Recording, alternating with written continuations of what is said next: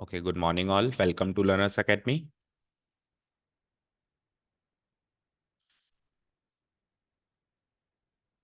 Okay, today we are here for the final session of the miscellaneous exercise, or the final session of the chapter as well. So the last few questions, 3 or 4, as you are saying. So question number 5 बचता है एक तो, right? ठीक है? From the chapter equation, sums of tangents and normals from the topic. Okay? Approximation का कोई question नहीं बचता है, मिसलेनियस में एक ही था, कर लिया। और नॉर्मल्स एंड टेंजेंट्स के इक्वेशंस के जो क्वेश्चंस है उसमें से हमने करीब करीब हाफ कर ली है ना।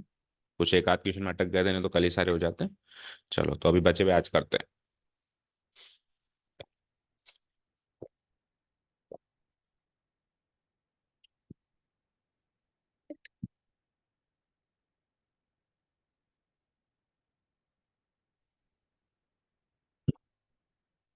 ओके, कंटिन्यू करते हैं। कनेक्टिविटी स्लो है आज।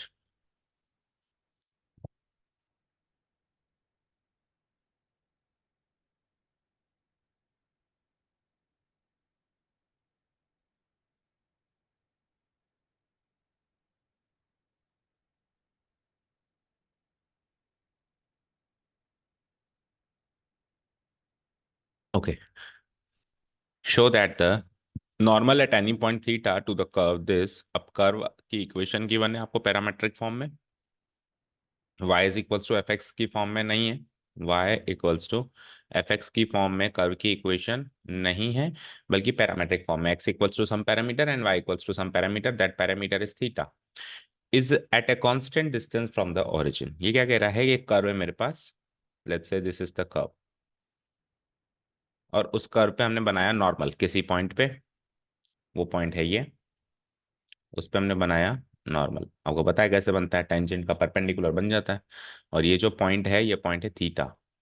अब ये पॉइंट थीटा कैसे हो सकता है सर? पॉइंट तो एक्स कोमा वाई होता है, तो एक्स और वाई की वैल्यू गिवन है ना इन टर्म्स ऑफ थीटा। तो यानी कि एक्स की वैल्यू हो गई ये ए कॉस थीटा प्लस एक ए थीटा साइन थीटा, कॉमा फिर y की वैल्यू हो गई है। तो यही वो पॉइंट है एक्स कोमा वाई, यही वो पॉइंट है जहां पे अपन नॉर्मल बना रहे हैं। ठीक है, उसके बाद आ जाइए। अब ये जो पॉइंट है, ये ओरिजिन से जब आप इसकी डिस्टेंस निकालेंगे, ओरिजिन से डिस्टेंस कैसे निकालेंगे? लेट्स से मैं एक 2D प्लेन बनाता हूँ। So this is the origin. तो इस ओरिजिन से जब आप इस पॉइंट की, show that the normal at any point theta to the curve. अच्छा, नॉर्मल की दूरी, पॉइंट की दूरी नहीं, नॉर्मल की दूरी। तो फिर ये बनाने के लिए हमको थोड़ा सा इसका एंगल बदलना पड़ेगा। देखो कैसे, पहले मैं 2D प्लेन बनाता हूँ। वैसे तो ऐसा फिगर की जरूरत नहीं है, बट क्वेश्चन क्या कह रहा है समझ में आ जाए। ओके, यहाँ से किसी लाइन की दूरी, अब यहाँ से किसी लाइन की दूरी अगर मैं उस लाइन को ओरिजिन से पास थ्रू करा दूं तो दूरी 0 हो गई ना। तो ऐसी एक लाइन बनाओ जो ओरिजिन से पास थ्रू ना हो। लाइक मैंने ऐसी एक लाइन बना दी, अभी ओरिजिन से पास थ्रू नहीं हो रही। अब सेंटर से, सॉरी ओरिजिन से उसकी दूरी, किसी भी पॉइंट से किसी लाइन की दूरी परपेंडिकुलर दूरी मानी जाती है। ये जो दूरी है, ये दूरी क्या होगी? कांस्टेंट होगी। कांस्टेंट का मतलब है फिक्स होगी, ये बदलेगी नहीं, है ना। ऐसा नहीं होगा कि ये दूरी 4 है, 5 है, 10 है, ये फिक्स है जो भी है। ऐसा आपने को प्रूव करना है।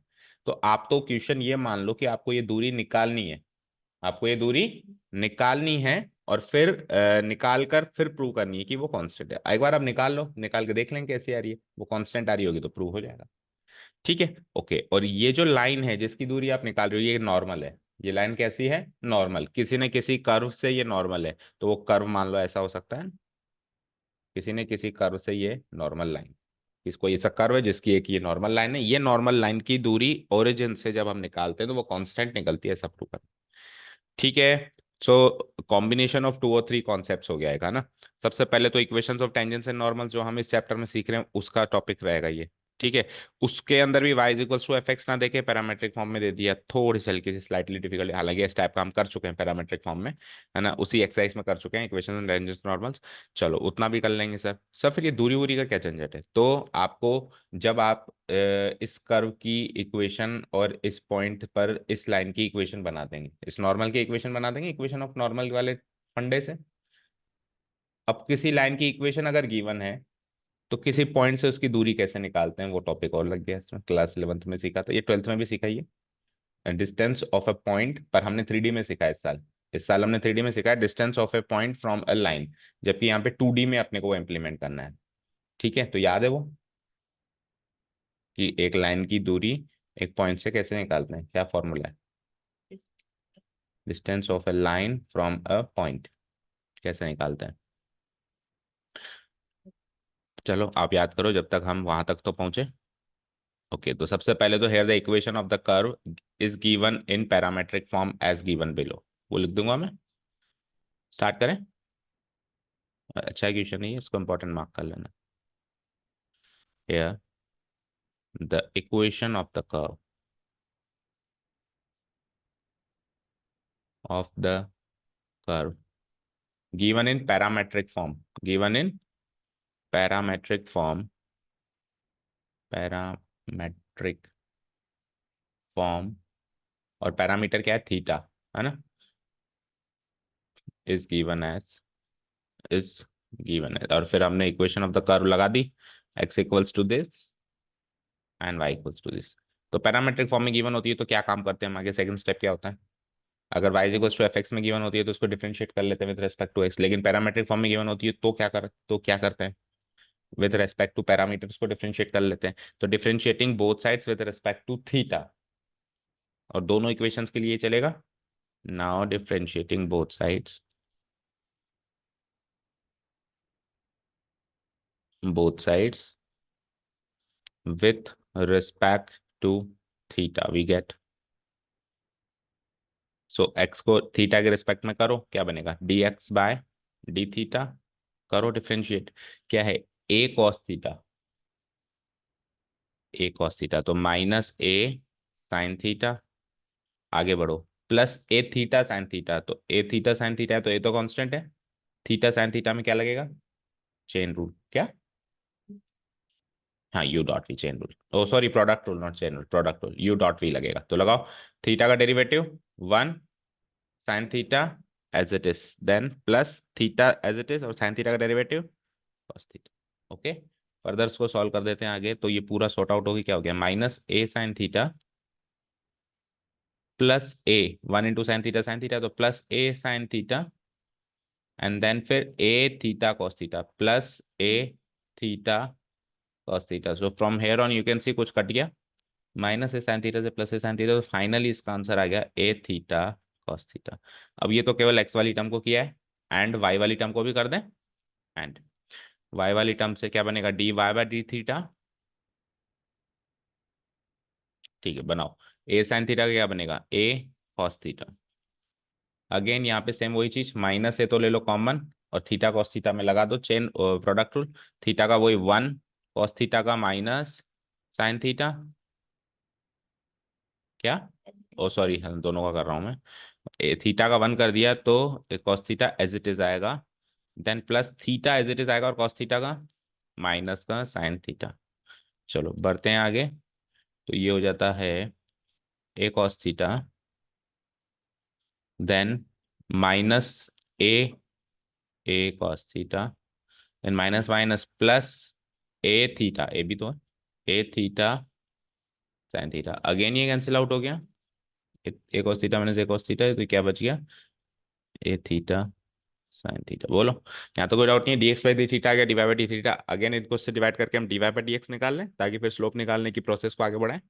ठीक है, so d y by d x कैसे निकालते हैं हम? D y by d x कैसे निकालते हैं हम? D y by d theta divided by d x by d theta. So d y by d theta क्या निकाला हमने? A theta sine theta divided by a theta cos theta. So a से a, theta से theta, sine theta by cos theta बचा। अब sine theta by cos theta वाली form में लिख देना, क्योंकि ये वैसे भी स्लोप है ना? स्लोप ही तो है, स्लोप निकलेगा मतलब इसकी मदद से, है ना? और या फिर टेन थीटा भी लिख सकते हैं हम इसको। ठीक है, अब हमारे पास नॉर्मल है, टेंजेंट नहीं है। अगर टेंजेंट होता तो ये स्लोप हो जाता, लेकिन नॉर्मल है तो अभी स्लोप निकालना पड़ेगा, कल जो गलतियां करी वो नहीं करेंगे। ठीक है, so now slope of normal, slope of normal to the given curve, to the given curve at the point theta, at the point theta दे रखा है, तो हमारा वैसे भी थीटा की फॉर्म में आ रहा है, जो पॉइंट दे रखा होता है उसकी फॉर्म में स्लोप चाहिए होता है, तो हमारा वैसे भी उसी की फॉर्म में, the point theta is given bye क्या बोलते हैं स्लोप ऑफ नॉर्मल को, डिनोट कैसे कराते हैं, mn। ठीक है, और निकालते कैसे हैं, -1 divide by dy/dx at the point theta. So it's like -1/dy/dx at the point theta, क्या निकला हमारा, ये वाली फॉर्म लिख दो, sine theta by cos theta. तो वो क्या बन गई, माइनस का cos theta by sine theta, और I can say it minus का कॉट थीटा, जो भी आपको फॉर्म जरूरत पड़े जैसे भी वो आप वो पिकअप कर लेंगे वहां से। ठीक है, ये एक प्रोसेस खत्म हुआ हमारा। क्या किया हमने, जस्ट स्लोप तक पहुंचे हम, बस वो हमको इक्वेशन डायरेक्ट ना देके इनडायरेक्टली दे रखती इसलिए टाइम लग गया। अब आगे क्या करते हैं, इक्वेशन बनाने के लिए वही प्रोसेस पूरा, जिसमें स्लोप ये ले लेंगे और पॉइंट वो है ही, दे ही रखा है अपने को। ठीक है, निकालें, इक्वेशंस निकालें। No, equation of non no equation निकाल क्यों रहे हैं, क्योंकि किसी भी लाइन की किसी भी पॉइंट से दूरी पता करने के लिए दो चीजें पता होनी चाहिए, पॉइंट के कोऑर्डिनेट्स जो हमको पता है ओरिजिन है 0,0, और लाइन की इक्वेशन। इक्वेशन और पॉइंट के कोऑर्डिनेट से उसके बीच की परपेंडिकुलर डिस्टेंस निकाली जा सकती है। ठीक है, इसलिए इक्वेशन बना रहे हैं हम, equation of normal to the given curve at the point theta, at the point theta is given as. So tell me क्या तरीका है इक्वेशन बनाने का, यही वो पॉइंट है ना, क्या तरीका है, y-y1 इक्वल टू एक्स, नहीं, mn into x-x1। So put करूं इसमें मैं वैल्यूज सारी, y-y1 तो ये हो जाएगा, यही तो वो पॉइंट है, अभी भी बताया ना मैंने, यही वो पॉइंट है। सो a sine theta minus a theta cos theta, done. और mn क्या निकाला हमने, नहीं उसको उसमें लिखो ना, मल्टीप्लाई कराना है आपको वैसे भी, दूसरी फॉर्म में लिखो, minus cos theta by minus cos theta by sine theta, और x-x1 ये वाली वैल्यू हो जाएगी, a cos theta plus a theta sine theta, done. Okay चलो मल्टीप्लाई करा दूं, मल्टीप्लाई कैसे कराऊंगा, this into this and this into this, plus minus sine का थोड़ा ध्यान रखना बस, करें। चलो आओ, सो ये हो जाएगा y साइन थीटा, नहीं साइन थीटा इंटू वाई, ये y साइन थीटा लिख लो, कोई फर्क नहीं पड़ता, y साइन थीटा। अब ध्यान से करना, so minus a sign square theta, क्योंकि एक भी अगर प्लस माइनस की गलती करी तो इक्वेशन ढंग से नहीं बनेगी, आगे का गलत आ जाएगा। माइनस माइनस प्लस हो चुका है ये, plus a theta sine theta cos theta, very good. तो ये तो मेरा एलएचएस पार्ट रेडी हो गया, इधर आओ, आरएचएस पार्ट में क्या बनेगा, minus x cos theta, then minus minus plus a cos square theta, then minus plus minus minus a theta sine theta cos, सही किया हूँ, ये माइनस था क्या बीच में, x-x1 में प्लस था, इधर माइनस था ना, इधर तो प्लस ही था, ठीक है। तो प्लस था तो गलत किया हूँ, देखो देखो, y-y1 तो लगा दिया मैंने, ओके। जब मैं x-x1 लगा रहा हूँ तो मैंने ब्रैकेट नहीं लगाया, जैसे y माइनस ये y1 की वैल्यू है, तो ये x1 की जो वैल्यू है इस पे ब्रैकेट का है, क्योंकि माइनस कर रहे हो तो अंदर का साइन चेंज नहीं होगा क्या, समझे।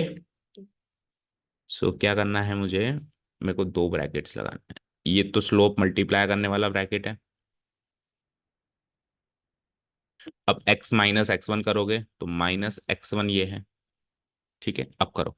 So minus cos theta into x, ये सही किया हमने, ये माइनस माइनस प्लस हो गया, ये भी सही किया हमने। अब ये माइनस, देखो ये माइनस प्लस माइनस हो चुका था, और ये माइनस माइनस प्लस हो चुका है, ठीक है। A theta sine theta cos theta, वो लिखते ही इसलिए पता चल गया क्योंकि इस टर्म का कैंसिल आउट होना बहुत जरूरी है, ठीक है। अब कुछ बनता हुआ दिखेगा, चलो तो हम सारे टर्म्स को इधर ले आते हैं, तो x-x cos थीटा इधर आएगा, तो x cos थीटा पहले x वाली टर्म, देन y वाली टर्म y sin थीटा, अब बची हुई कांस्टेंट टर्म्स में ये बच गया और ये बच गया, तो ये भी माइनस में आ जाएगा और ये भी माइनस में आ जाएगा, तो माइनस ए कॉमन आ जाएगा। इधर से क्या बचेगा, साइन स्क्वायर थीटा, और वहां से बचेगा कॉस स्क्वायर थीटा, जो कि हो जाता है 1 इज इक्वल्स टू, इधर 0 बच गया। So final equation is x cos theta plus y sine theta minus a is equals to 0।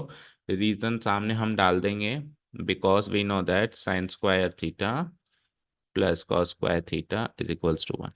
ठीक है, this is the required equation. अब अभी तक तो सारे क्वेश्चंस में यहीं पे खत्म कर रहा था, इज द रिक्वायर्ड नहीं है, इज द इक्वेशन लिख देता हूँ। वैसे सारे क्वेश्चंस में यही रिक्वायर्ड था, यही पूछा था, is the equation of normal to the curve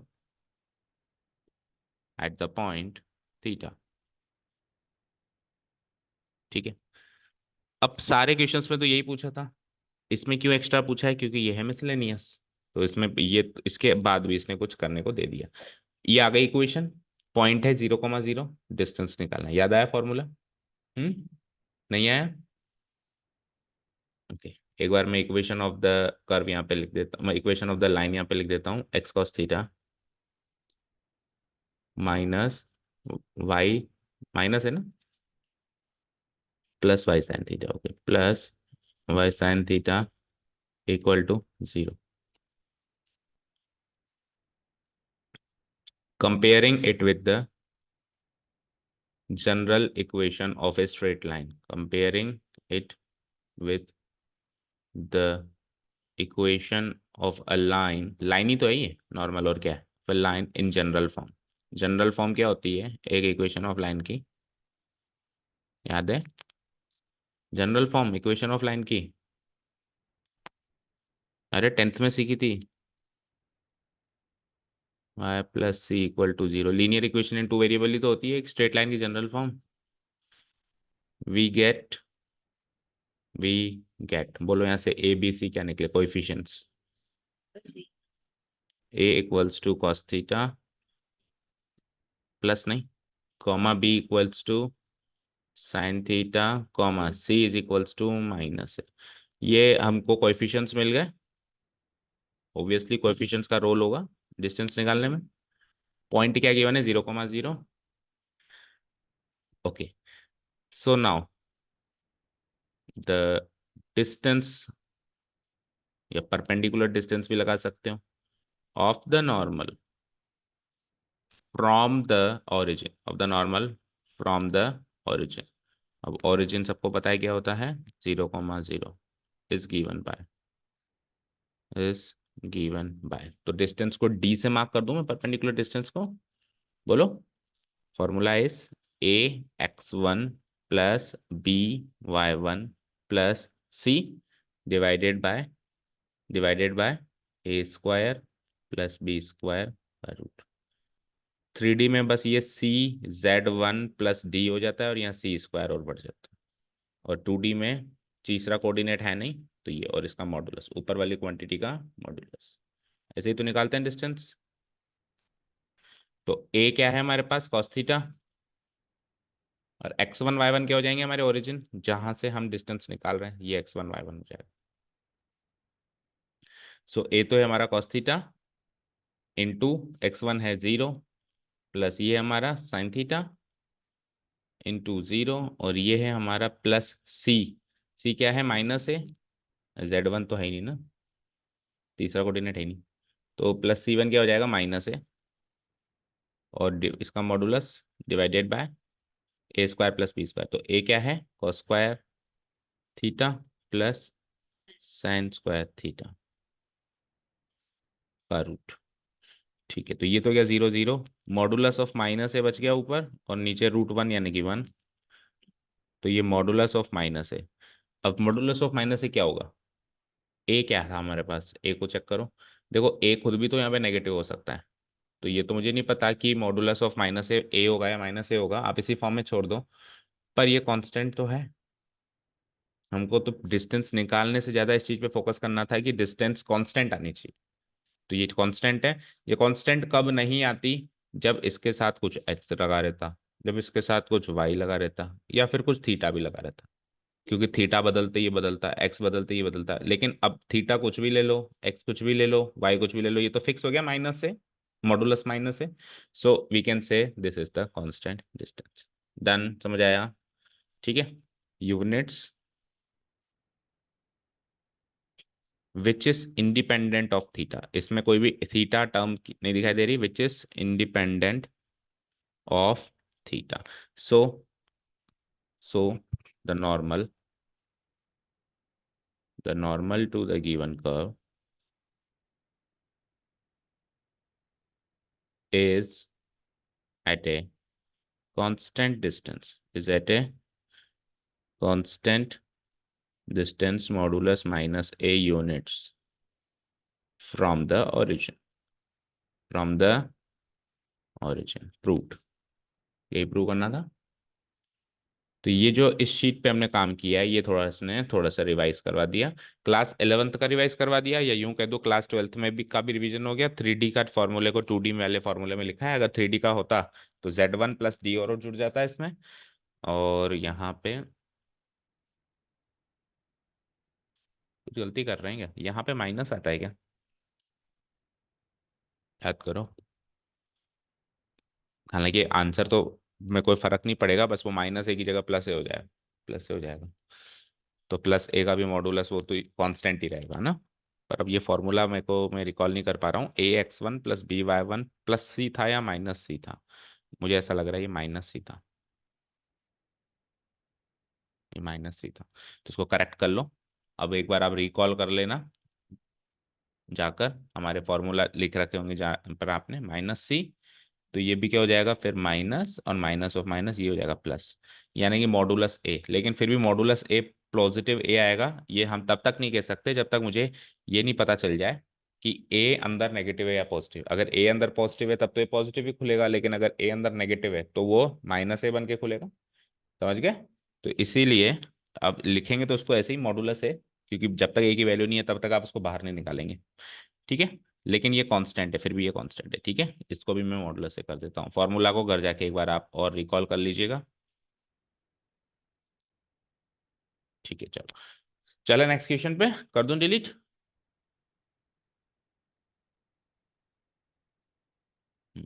अब एमसीक्यू ही बचते हैं ओनली।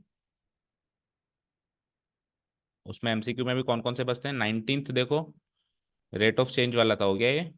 20th बचता है।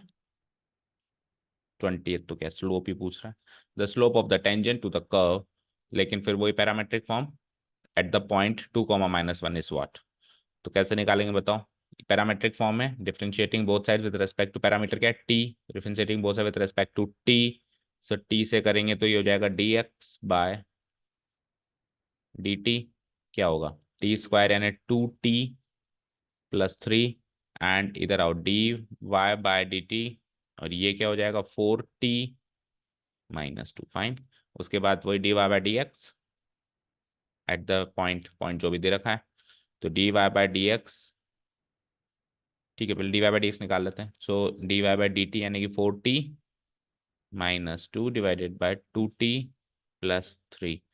ठीक है। एट द पॉइंट क्या दे रखा है, 2, -1। तो ये 2, -1 तो एक्स कॉमा वाई है ना। तो ये 2, -1 एक्स कॉमा वाई है, तो हमको तो सर टी की वैल्यू रखनी है, हमको एक्स और वाई की वैल्यू थोड़ा ना रखनी है। तो अगर एक्स की वैल्यू 2 और वाई की वैल्यू -1 है, तो टी की वैल्यू क्या होगी वो निकालनी पड़ेगी। कैसे? एक्स की वैल्यू क्या गिवन है, t² + 3t-8। ठीक है, ये तो एक्स की वैल्यू गिवन है। एंड वाई की वैल्यू क्या गिवन है, 2t² -2t-5। अब आपको एक्स और वाई की वैल्यू क्या गिवन है, 2, -1। तो आप एक्स की जगह तो 2 और वाई की जगह -1 पुटअप करें और इन इक्वेशंस को सॉल्व करें। ये क्वाड्रेटिक इक्वेशंस हैं दोनों, इनको सॉल्व करें। इनको सॉल्व करके फिर आप टी की वैल्यू निकालें, वो टी की वैल्यू यहाँ पुटअप होगी। समझ आया? 2t² -2t-5 है। इन इक्वेशंस को सॉल्व करें। इन इक्वेशन को सॉल्व कैसे करेंगे, इनको पहले स्टैंडर्ड फॉर्म में लेके जाएं। तो इट्स लाइक t² पहले लिख दूं +3t -8 -2 गिव्स मी -10 = 0। एक इक्वेशन ये बन गई। बोलो, -2 उधर जाएगा तो -2 हो जाएगा ना, -8 माइनस। इधर बताओ 2t² -2t और -1 इधर आएगा तो +1, -4 = 0, जो और अभी 2 से डिवाइड करा के छोटा कर सकते हैं। t² - t -2 = 0। ओके, तो ये तो छोटी मोटी बात है आपके लिए। जल्दी से बता दो यहाँ से टी की दो वैल्यूज कौन सी पॉसिबल है। -10 और +3 लाना है, प्रोडक्ट एंड सम। 5, 5 एंड -2 उधर से।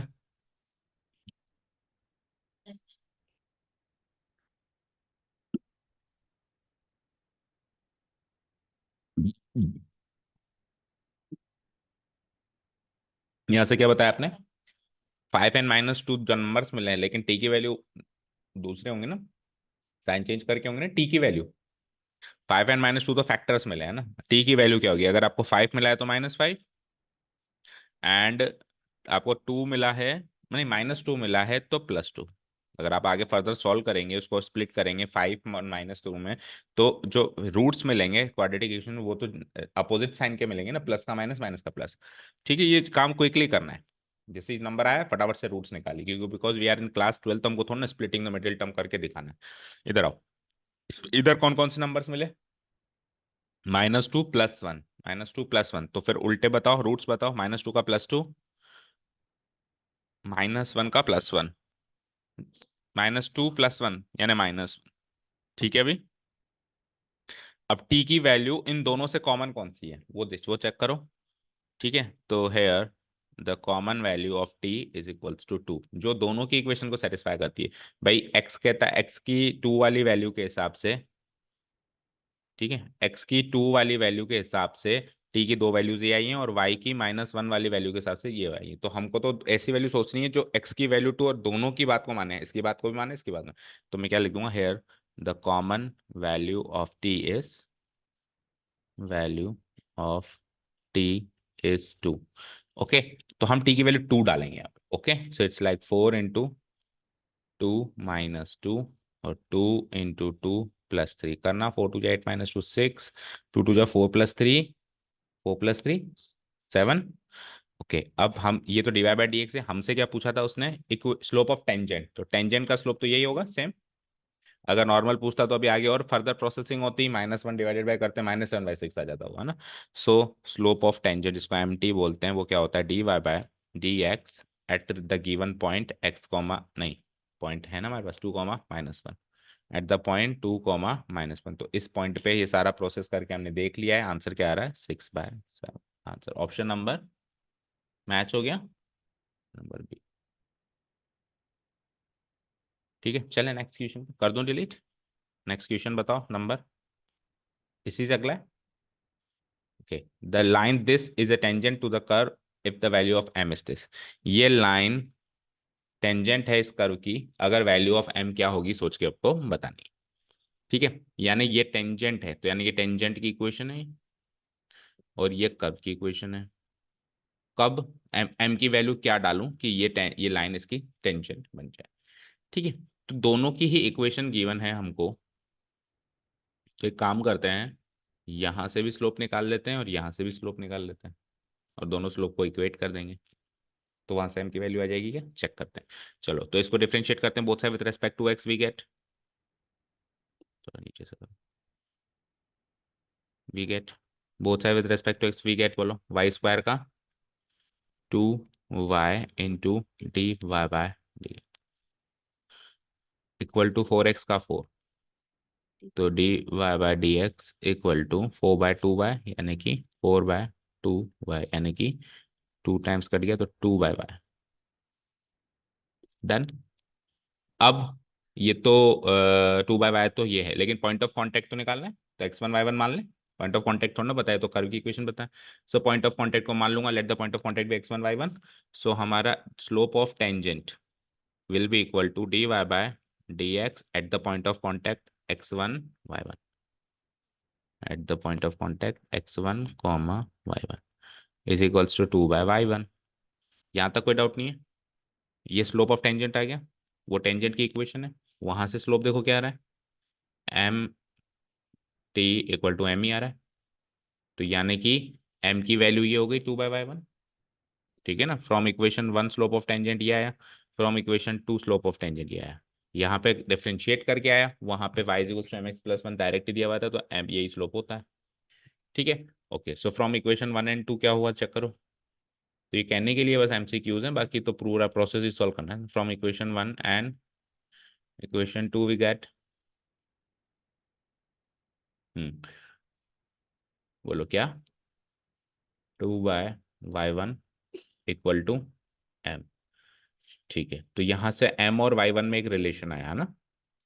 अब m और y1 में एक रिलेशन आ गया, चलो इसको इक्वेशन नंबर 3 मार्क करके छोड़ दो। अब जब तक आपके पास y1 नहीं मिलेगा तब तक आपको m नहीं मिलेगा, आपको वैल्यू ऑफ m चाहिए। तो m की वैल्यू तो 2/y1 है, अब y1 की वैल्यू बताओ सब, तभी मैं m की वैल्यू बताऊंगा। अब y1 क्या था, पॉइंट ऑफ कांटेक्ट। तो पॉइंट ऑफ कांटेक्ट कैसे निकलता है, पॉइंट ऑफ कांटेक्ट का एक रिलेशन और लगाना पड़ेगा। पॉइंट ऑफ कांटेक्ट दोनों पे लाया करेगा, इस पे भी लाया करेगा और इस पे भी लाया करेगा। तो इनमें पुटअप करके इक्वेशंस बनानी पड़ेंगी। तो बोलो, अगर मैं इसमें लाया करवाता हूँ तो y1 का square equal to 4x1, y1 का स्क्वायर इक्वल टू 4x1, इसमें लाया करवाते हैं तो y1 equal to mx1 plus one. देखो पॉइंट ऑफ कॉन्टेक्ट इसमें लाया करवाओ तो इट्स लाइक y1 का स्क्वायर इक्वल टू 4x1, और यहाँ से लाया करवाओ y1 equal to mx1 plus one. दोनों में से किस, यहाँ से कुछ वैल्यू यहाँ या यहाँ से कुछ वैल्यू यहाँ डालनी पड़ेगी, तब जाके x1 y1 सॉल्व होगा। सोचो, तो यहाँ से कोई वैल्यू यहाँ डालूं या यहाँ, देखो इक्वेशन 1 वो थी, 2 ये थी, 3 ये थी, अब ये 4 एंड 5 बन गई हमारे पास, इक्वेशन 4 एंड इक्वेशन 5। तो 4 एंड 5 को सॉल्व करके पहले तो x1 y1 निकालना है। ठीक है, कैसे निकलेगा, कुछ वैल्यू या तो यहाँ से या वहाँ से वहाँ, ऐसे ही होता है।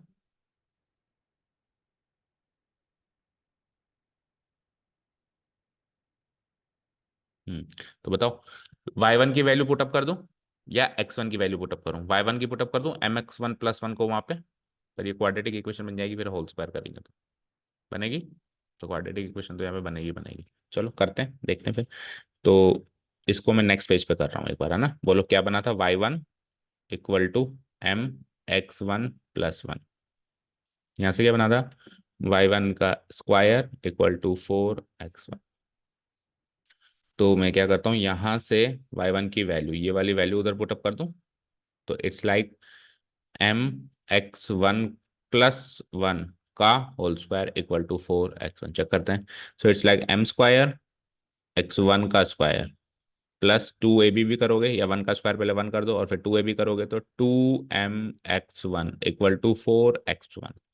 ठीक है, तो इसको क्वाड्रेटिक इक्वेशन की शक्ल दें तो पहले तो आ जाएगा मेरे पास m स्क्वायर x1 का होल स्क्वायर, फिर आ जाएगा मेरे पास ये वाली टर्म, इसमें x1 कॉमन ले लूँ तो 2m-4 टाइम्स x1 और फिर प्लस वन इक्वल टू 0। तो यहाँ से x1 की वैल्यू निकालने के लिए क्या करना पड़ेगा, क्वाड्रेटिक इक्वेशन लगानी पड़ेगी। तो कैसे निकलती है x1 की वैल्यू, माइनस बी मतलब इसका minus, minus of 2m-4 plus और माइनस बी स्क्वायर यानी इसका स्क्वायर, 2m-4 का होल स्क्वायर करो, 4m square plus 16 minus 2ab करो, 2 2 जा 4, 4 4 जा 16m। ये तो केवल बी स्क्वायर हुआ है, -4ac करेंगे तो 4 इंटू दिस तो 4 into m square into one, 4m square, fine, whole divided by 2a यानी कि 2m स्क्वायर।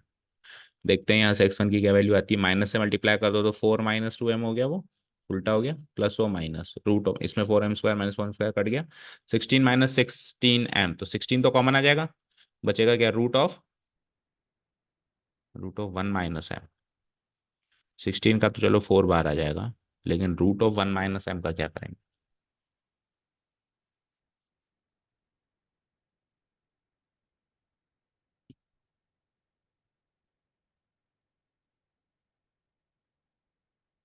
ओके, और x1 की वैल्यू यहाँ पुटअप करें तो यहाँ से तो देखो, यहाँ से वैल्यू भी x1 की सॉल्व हो रही है, जबकि मेरा जो स्लोप आ रहा है वो आ रहा है 4/y1। तो मेरे को y1 पहले मिल जाए तो मेरा काम हो जाएगा, मेरे को तो m की वैल्यू चाहिए। तो यहाँ से यहाँ पुटअप किया तो वैल्यू x1 की आ रही है, फिर x1 को वापस पुटअप करना पड़ेगा y1 की वैल्यू निकालने के लिए, तो क्यों ना यहाँ से यहाँ पुटअप करें। तो यहाँ से x1 की वैल्यू क्या हो जाएगी, y1 का square divided by 4, y1 equal to m into x1 की वैल्यू क्या निकाली आपने, y1 का स्क्वायर डिवाइडेड बाय 4। y1 का स्क्वायर डिवाइड बाई 4 + 1, तो यहाँ से लेकिन फिर क्वाड्रेटिक इक्वेशन बनी। चलो लेट्स सी क्या बनता है। तो इट्स लाइक 4 से मल्टीप्लाई कर दो पहले सबको, 4y1 equal to m y1 का स्क्वायर प्लस 4। ठीक है, सो m y1 का स्क्वायर, फिर इसको भी इधर ले आओ, 4y1 फिर +4 इक्वल टू 0। फाइन। इस क्वाड्रेटिक इक्वेशन को सॉल्व करके y1 की वैल्यू निकालने की कोशिश करें तो -b यानी -4 4 +/- b का स्क्वायर यानी 4 का स्क्वायर 16 -4 ऐसे करूंगा तो 4 4 जा 16m, अगेन यहाँ पे भी वैसी टर्म आ रही है ना, डिवाइडेड बाय 2a यानी कि 2m, तो वही आ रही है 4 +/- को कॉमन आ जाएगा इसमें से, बचेगा तो वही 1 - m डिवाइडेड बाय 2, 2 से काट 2m है ना, 2 से काट दें तो 2 +/- 2 √1 - m डिवाइडेड बाय m। तो y1 की ये वैल्यू है, इसको अगर मैं वहां पुटअप करूं तो काम होता है क्या, इसको मैं यहाँ पे पुटअप करूं, बोलो क्या है, 2 डिवाइडेड बाय y1 की वैल्यू बताओ क्या निकली, बोलो 2 + और -2 + और माइनस, आगे बोलो 2 √1 - m by m, by m। तो बाय जो m है वो तो ऊपर चला जाएगा, बाय जो m है वो तो ऊपर चला जाएगा, 2m हो जाएगा इक्वल टू m।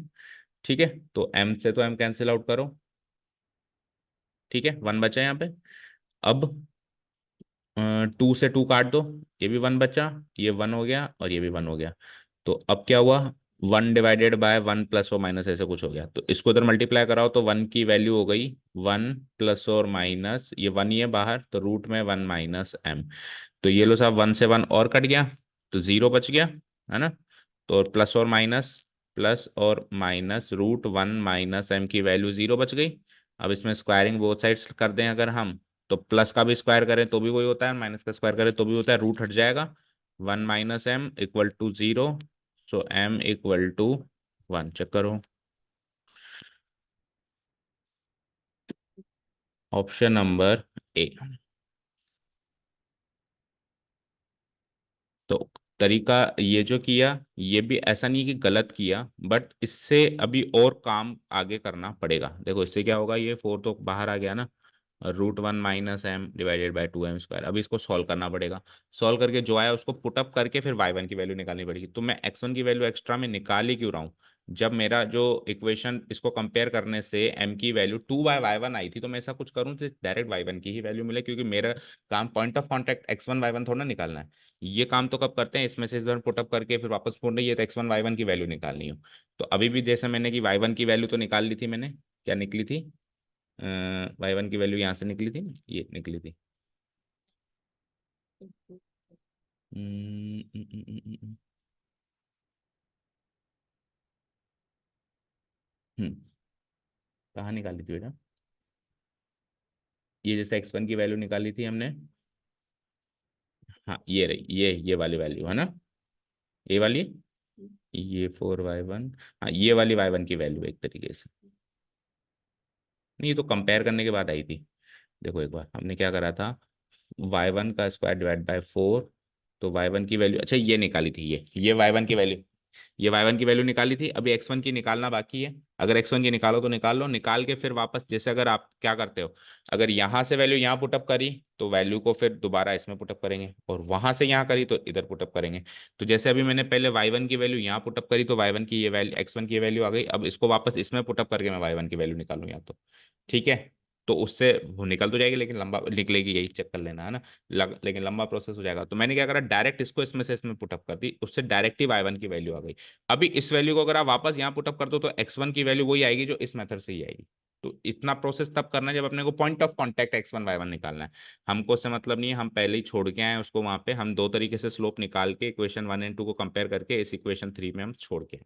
तो हम क्या करेंगे, सीधे putting the value of y1 equal to, putting the value of y1 equal to जो भी आई थी, putting the value of y1 equal to this in equation third, in equation third में उसको पुटअप करके ये कंपैरिजन कर लेंगे, यहाँ से m की वैल्यू बन, ठीक है समझ आया। तो अगेन नाइस क्वेश्चन, इसको भी आप मार्क कर लो क्या।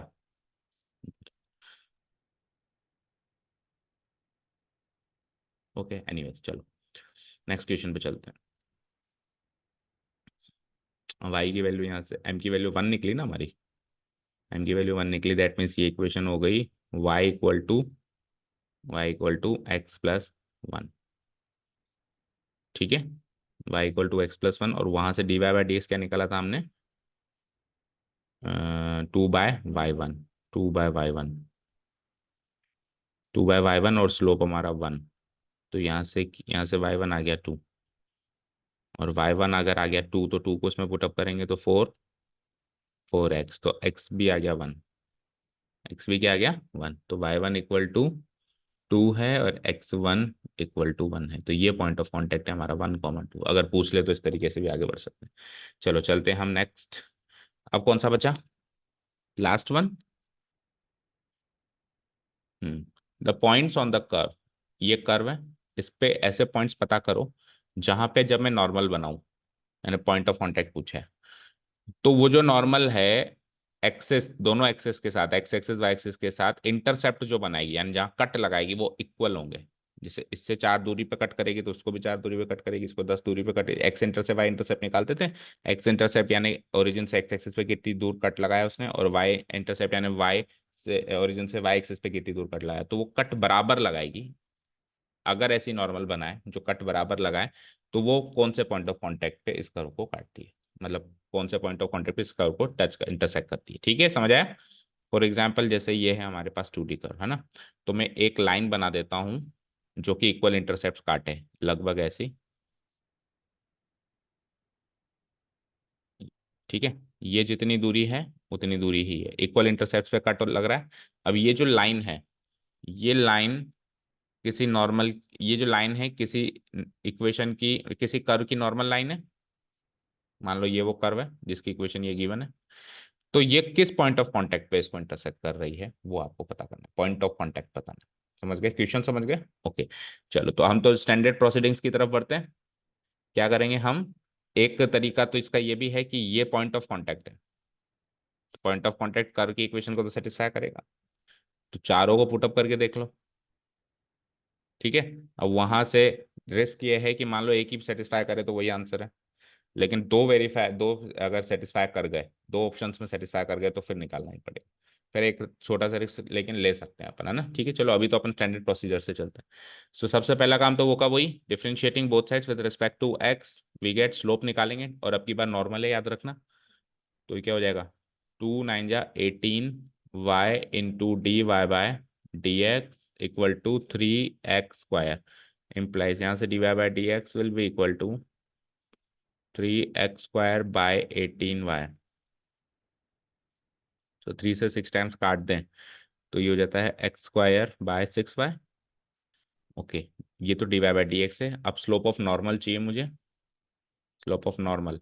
नाउ स्लोप ऑफ नॉर्मल कैसे निकालते हैं, -1 बाय, अच्छा point of contact x1 y1 मानना पड़ेगा फिर। ठीक है, d y by d x at x1 y 1। Actually point of contact ही तो निकालना है, ये x1 और y1 ही तो निकालने हैं हमको। ठीक है, so -1 divided by d y by d x ये है, तो x1 का स्क्वायर डिवाइडेड बाय 6y1। तो ये उल्टा हो जाएगा, -6y1 डिवाइडेड बाय x1 का स्क्वायर। ये हमारा स्लोप ऑफ नॉर्मल निकल चुका है। अच्छा जी, अब उसने नॉर्मल के इंटरसेप्ट दे रखे हैं। नॉर्मल एक लाइन है, और किसी भी लाइन के इंटरसेप्ट तो उसके इंटरसेप्ट फॉर्म से पता चलते हैं। और किसी भी लाइन की इंटरसेप्ट फॉर्म क्या होती है, x² कभी लाइन की इक्वेशन में मिल सकता है, किसी भी लाइन की इक्वेशन की नॉर्मल। पहले तो बताओ किसी भी लाइन की इक्वेशन कैसी होती है, लीनियर होती है, स्क्वायर नहीं मिलेगा उसमें, है ना। ax + by + c = 0 linear equation in two variable होती है। उसकी भी फिर इंटरसेप्ट फॉर्म क्या होती है, 4 5 फॉर्म सीखी थी हमने स्ट्रेट लाइंस की। हम्म हम्म हम्म हम्म एक्स बाई ए में जो नीचे ए होता है वो एक्स इंटरसेप्ट होता है, वाई बाई बी में जो नीचे बी होता है वो वाई इंटरसेप्ट होता है। तो इंटरसेप्ट निकालने के लिए इक्वेशन को x/a + y/b = 1 वाली फॉर्मेट में कन्वर्ट करना पड़ेगा। कन्वर्ट तो तब करूंगा जब इक्वेशन होगी, यानी सबसे पहले तो इक्वेशन निकालनी है। सबसे पहले क्या करनी है, नॉर्मल की इक्वेशन निकालनी है, उसको इंटरसेप्ट फॉर्म में कन्वर्ट करनी है, फिर इंटरसेप्ट इक्वल हैं तो एक्स इंटरसेप्ट को वाई इंटरसेप्ट के बराबर रखना है, वहां से हमको x1 y1 सॉल्व होंगे, या तो रिलेशन बनेगा या फिर कुछ डायरेक्टली सॉल्व हो जाएगा। समझ आया सारा प्रोसेस? तो अब हमारे पास स्लोप आ गया, पॉइंट हमने x1 y1 मान लिया, तो अब इक्वेशन बना दे। चलो नेक्स्ट पेज पे आ जाओ। Now equation of normal, equation of normal to the given curve, to the given curve at the point of contact क्या है हमारा, x1 y1 is given by, is given by, बोलो तरीका, तरीका बोलो इक्वेशन ऑफ नॉर्मल निकालने का। y-y1 mn into x-x1, तो पॉइंट तो वही है x1 y1, इसको चेंज करने बस mn की वैल्यू पुटअप करनी है। सो इम्प्लाइज y-y1 mn क्या निकाला हमने पिछले, -6y1 बाय x1 का square multiplied by x-x1, cross multiply करो इधर उधर चीजों को, तो इट्स लाइक x1 का square into Y, okay, -x1 का square into y1 equal to -6y1 into x करेंगे तो -6y1 times x minus minus plus 6y1 x1। ठीक है, तो बड़ी भयानक बनी है तो, है ना। अब अपने को इसमें सबसे पहले तो एक्स और वाई की टर्म सोचनी होगी, एक्स वाली टर्म ये है ना, और वाई वाली टर्म ये, बाकी सब कांस्टेंट है। ठीक है, तो एक्स वाली टर्म को इधर हो जाओ, तो ये क्या बन जाएगी, 6y1 टाइम्स एक्स, मैं एक्स को ब्रैकेट लगा देता हूँ ताकि आपको पता चले एक्स की टर्म है और ये इसका कोएफिशिएंट है। y1 वाली टर्म ये हो जाएगी, ये कैसी है, x1 का स्क्वायर इंटू वाई, इसमें अलग अलग दिख ही रहे हैं दोनों ही, और इसको जब मैं इधर भेजूंगा कांस्टेंट टर्म्स को सबको, तो ये क्या है, -x1 का स्क्वायर y1, नहीं इसको इधर भेजो उल्टा, क्यों, अभी बताता हूँ क्यों, उसको तो उधर ही रहने दो, 6y1 x1 को x1 y1 लिख दो, 6x1 y1 प्लस इधर ये क्या बन गया, x1 का स्क्वायर इंटू y1। वैसे तो जनरल फॉर्म में तो सबको इधर लेके जाते हैं, लेकिन मैं इसमें इधर इसलिए लेके आया हूँ, अब याद करो कि जैसे मान लो मेरे पास इक्वेशन है ax plus b y plus c equal to 0। अब इसमें इसको अगर आपको इंटरसेप्ट फॉर्म में चेंज करना है, जो कि होती है x by a plus y by b equal to 1, सबसे पहला काम किया जाता है c को उधर भेजा जाता है और फिर c से डिवाइड किया जाता है, तभी तो 1 बनेगा, इसलिए मैंने इधर भेजने की बजाय इसको इधर भेज दिया। अब इस पूरी इक्वेशन को मैं इस एक्सप्रेशन से डिवाइड कर दूँ तो इधर 1 बन जाएगा और इधर डिनोमिनेटर में कुछ बन जाएगा, ये है मेरा इधर भेजने का पर्पस। ठीक है, चलो, तो dividing both sides by this expression we get, बोलो इधर क्या बनेगा, 6y1 into x divided by ये एक्सप्रेशन लिख दो ऐसे, it is 6x1y1 plus x1 का स्क्वायर इंटू y1 प्लस ये वाली x1 का square into y divided by ये का ये एक्सप्रेशन 6x1y1 प्लस x1 का स्क्वायर इंटू y1, और इधर तो हो जाएगा 1। अभी भी ये प्रॉपर इस फॉर्म में कन्वर्ट नहीं हुई क्योंकि उसमें एक्स एंड वाई का कोएफिशिएंट 1 1 होता है, अभी एक्स एंड वाई का कोएफिशिएंट कुछ है यहाँ पे, इधर ये है इधर ये है, तो इससे नीचे डिवाइड करना पड़ेगा। तो नेक्स्ट स्टेप में करूंगा, करेंगे हम ये काम, लेकिन मैं इसी स्टेप में कर देता हूँ। तो 6y1 हट के इसके नीचे आ जाएगा, डिवाइड होके लाइक दिस, 6y1 था ना, और ये x1 का स्क्वायर इधर से डिवाइड होके इसके नीचे आ जाएगा। आप नेक्स्ट स्टेप में कर देना है काम जब नोट्स में बनाओ तो, फाइन। अब तो ये हो गया x by something into y by something equal to 1 वाले फॉर्मेट में, तो ये मेरी फाइनल इंटरसेप्ट फॉर्म वाली इक्वेशन दिखाई दे रही है आपको, x by something plus y by something equal to 1। ठीक है ना, is the equation of normal in intercept form, equation of normal in intercept, total intercept form जिसको कहते हैं फॉर्म। तो यहां से मैं क्या करूंगा, सबसे पहले तो मैं क्या करूंगा, एक्स इंटरसेप्ट और वाई इंटरसेप्ट की वैल्यू निकालूंगा, ये एक्स इंटरसेप्ट की वैल्यू, ये वाई इंटरसेप्ट। तो मैं क्या कहूंगा, comparing it with the standard intercept form of the equation of a line that is, फिर ये इक्वेशन लिख दूंगा, we get a and b equal to something something, ठीक है। तो वी गेट बोलो ए तो क्या निकला एंड बी क्या निकला। ए क्या है, x 6x1 into y1 plus x1 का स्क्वायर इंटू y1, x1 का square into y1 divided by 6y1, okay. And y intercept क्या निकला, 6x1 y1, 6x1 y1, आगे एक minute, 6x1 y1 plus x1 का square into y1, numerator part तो same ही निकलेगा, divided by, भाई numerator part तो सेम ही निकलेगा ना, फिर से देख लो, 6x1 y1 प्लस x1 का square into y1 plus x1 का स्क्वायर इंटू y1, और इधर भी 6x1 y1 प्लस x1 का square into y1 dead by x1 का स्क्वायर। अब ये तो हो गए साहब, इंटरसेप्ट निकल गए। अब as per the given question ये दोनों इंटरसेप्ट इक्वल है। क्वेश्चन क्या कह रहा है कि वो जो नॉर्मल लाइन है इक्वल इंटरसेप्ट काटती है, तो इसकी वैल्यू बराबर इसकी वैल्यू हो जाएगी, वहां से x1 और y1 में एक रिलेशन निकल के जाएगा, और एक रिलेशन आपको पता है इक्वेशन ऑफ द कर्व में डाल के मिलेगा, और वहां से पॉइंट ऑफ कॉन्टेक्ट क्लियर होंगे, ठीक है। So now it is given that it is given that the normal cuts, ये तो किसी भी एंगल से आपका एमसीक्यू वाला क्वेश्चन बनता ही नहीं। अगर एमसीक्यू में आता है तो आपको पहला काम वही चेक करना है, ये सारे पॉइंट ऑफ कांटेक्ट है इधर इंटरसेक्ट करवा के देखना है आपको, है ना। The normal cuts the equal intercepts at the axis, ये गिवन है। दैट इज एक्स इंटरसेप्ट यानी ए बराबर वाई इंटरसेप्ट यानी B.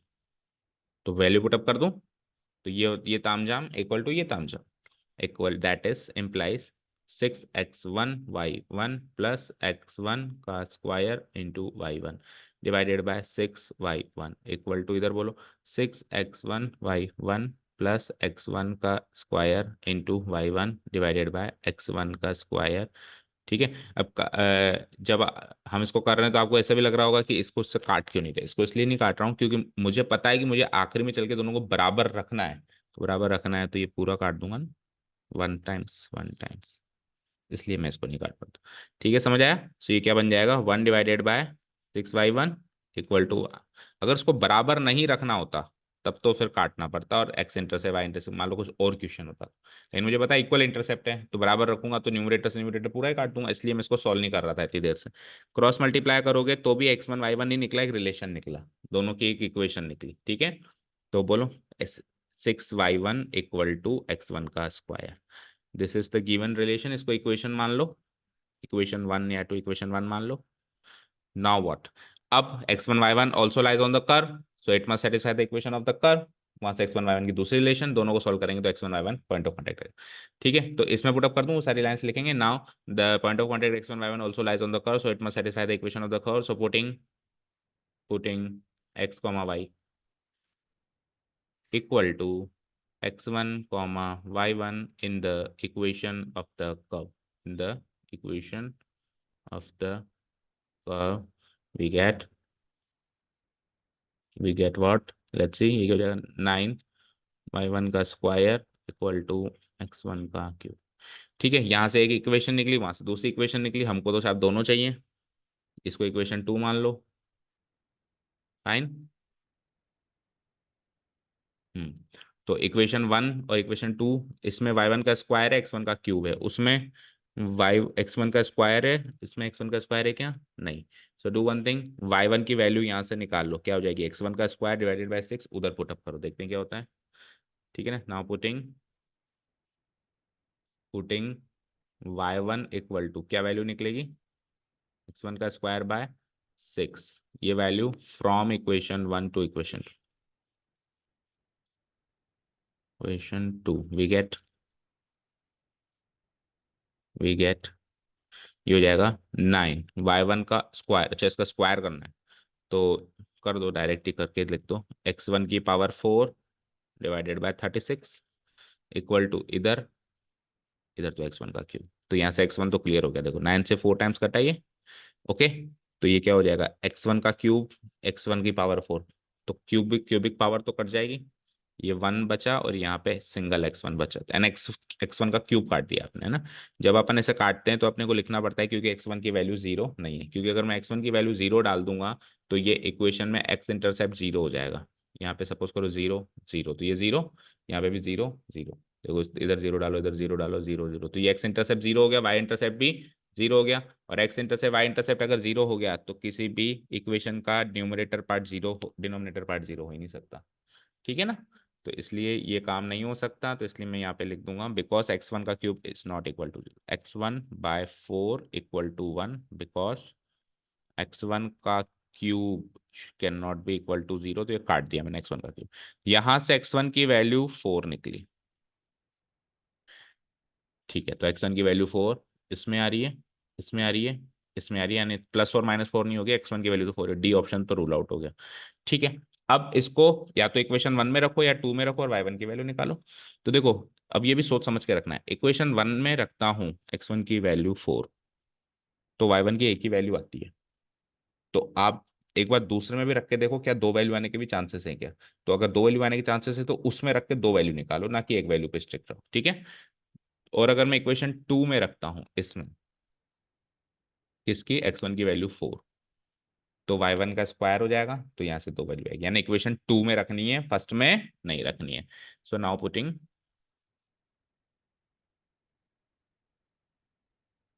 x1 equal to 4 in equation 2, we get x1 equal to, sorry, equation 2 implies, बोलो equation 2 कहाँ लगाई थी हमने, ये रही 9y1 का स्क्वायर इक्वल टू x1 का क्यूब, तो x1 की जगह 4 का क्यूब, 4 का क्यूब 64, सो यहाँ से y1 के स्क्वायर की वैल्यू 64/9, तो यहाँ से y1 की वैल्यू प्लस हो माइनस 64 यानी 8/3, hence the required points of contact are, दो निकले क्योंकि y कोऑर्डिनेट दो में निकला, hence the required points of contact are are x1 y1 साहब हमने माना था, एंड इक्वल टू x1 तो फिक्स निकला है 4, लेकिन y1 प्लस और माइनस 8/3, ऑप्शन नंबर ए। अगेन नाइस क्वेश्चन, इसको भी इंपॉर्टेंट। और डायरेक्ट अप्रोच एमसीक्यू की क्या रहेगी, सारे ऑप्शंस पुटअप करके देखना, तो देखो जब आप 8/3 है यहाँ पे, तो ऑब्वियस बात है अगर आप, हाँ जी गेट खुला हुआ है, बल- भले आ जाओ, यहीं से आ जाओ, यहीं से। तो अगर 8/3 वैल्यू है, अगर 8/3 वैल्यू है, तो 3/8 तो कहीं से भी जस्टिफाई होगी नहीं, थोड़ा नीचे पुल खींच, 3/8 तो जस्टिफाई होगी नहीं, ऑब्वियसली इसको सेटिस्फाई ये दोनों तो नहीं करेंगे, आप मैथमेटिकली 8/3 आ रही है तो 3/8 कैसे करेगा ना, उल्टा रेसिप्रोकल तो करेगा नहीं, तो ये तो करोगे तो अब गलत हो जाएगा। अब जब आप इसको करोगे तो ये भी सेटिस्फाई कर लेगा और ये भी कर लेगा, क्योंकि 4 4 सेम है, यहाँ पे +8/3 -8/3, वहाँ -8/3 है, तो जब दोनों सेटिस्फाई करेंगे तो आप ए को प्रेफर करेंगे, क्योंकि ये तो कहता है एक ही वैल्यू है, ये कहता है दोनों वैल्यू, और दोनों वैल्यू सेटिस्फाई कर रही है, क्योंकि जब स्क्वायर करोगे आप तो +8/3 का स्क्वायर भी हो जाएगा और -8, तो यहां से अपन डायरेक्ट विद इन 30 सेकंड से इक्वेशन सॉल्व कर सकते हैं, जस्ट इसको पुटअप करके। तो एमसीक्यू अप्रोच ये हो गई, सब्जेक्टिव अप्रोच ये सारी हो गई, ये सारी बता दी आपको, और यहाँ पे हमारी ये फाइनली एक्सरसाइज के साथ साथ चैप्टर भी खत्म होता है, ठीक है। अब नेक्स्ट प्रोसेस बताओ क्या रहेगा, ये आपका चैप्टर खत्म हो चुका है, चलो इसको बंद करते हैं। Thank you so much for listening to us, have a nice day, keep learning and bye.